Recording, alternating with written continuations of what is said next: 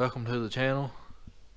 So today I'm going to show you how to cut and fold the rear quarter panel.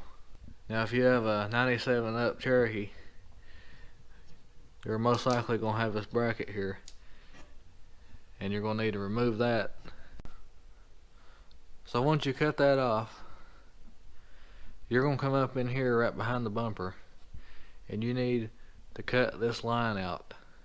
The top of your line is going to be about right here, because we're going to try to fold this with this crease, and you need to cut on the line of that fold right there. So if your Jeep's not rusted too bad, you'll have a little bit up here to cut out.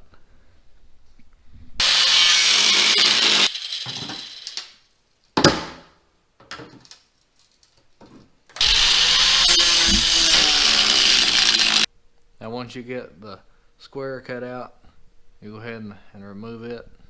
I gotta cut a little bit more off this. And now I'm gonna come down to this body line right here, and I'm gonna cut down that bend. I don't know if you can see this or not, but I'm gonna come up on the back side, and I'm gonna cut that the same height also.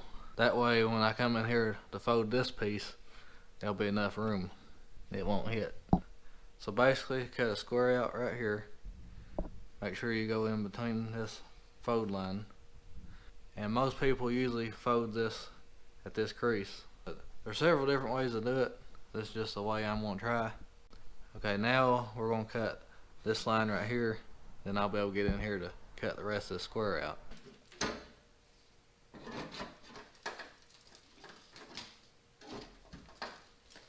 you can see all that dirt that come out of there, that's another reason I wanted to get rid of these.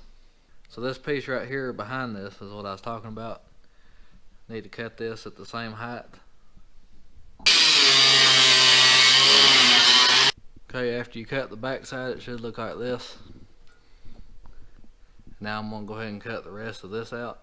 Now before you fold these, you may want to get some paint and paint up in there to help keep it from rusting. Now I notched this out so I can fold this piece up, and that will give me access to get in here a little bit better. And then I'm going to take a hammer and I'm going to fold this piece up, and then after that I'll be able to take this piece and fold it up in there also. Then you can either weld that in there or use some sheet metal screws. You just got to watch on the driver's side, because there's a shield that holds the fuel hoses.